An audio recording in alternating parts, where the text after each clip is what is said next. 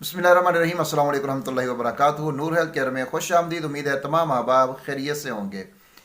دوستو، قبض، بواسیر یہ بہت ہی نامراد قسم کے امراض ہیں اور اس کے شکار بہت سارے لوگ ہیں۔ موجودہ دور میں جہاں ہم نے اپنی غذا کو بالکل تبدیل کر دیا ہے اور بہت ہی ردی قسم کی غذائیں ہم نے لگ گئے ہیں، تو وہاں پر ہمیں قبض کا سامنا بھی رہتا ہے، بواسیر کا سامنا بھی پھر ہو ہی جاتا ہے۔ تو اس کے لیے بہت آسان سا علاج میں آپ کے ساتھ شیئر کرنے جا رہا ہوں۔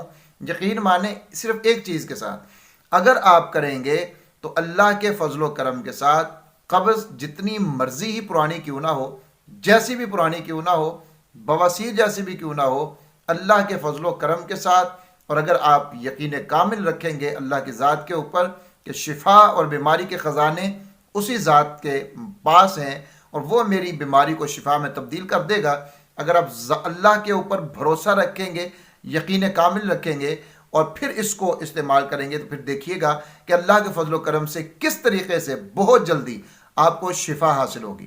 جی ہاں، آپ کو چاہیے کہ آپ کو صرف انجیر چاہیے۔ اگر تو آپ کو تازہ انجیر مل جائے تو یہ تو سب سے بہترین ہے، لیکن اگر تازہ انجیر نہیں ملتی تو پھر آپ یہ خشک انجیر جو ہے یہی لے لیں۔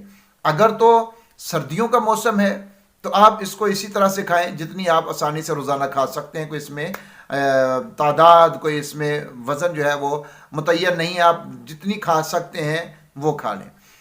اور اگر گرمیاں ہیں، جیسے اب موسم گرمیوں کا آ گیا ہے، تو اس میں آپ نے اس کا استعمال اس طرح سے کرنا ہے کہ ایک مٹی کا آپ نے سادہ پیالہ لے لینا ہے اور رات کو انجیر کے 10 سے 15 دانے آپ اس پانی کے اندر بھگو دیں۔ رات کو انجیر کو اس مٹی کے پیالے میں پانی ڈال کر اس کے اندر بھگو دیں اور صبح اٹھ کر آپ نے انجیر کے وہ دانے کھا لینے ہیں اور وہ جو پانی ہے اس پانی کو بھی آپ نے پی لینا ہے۔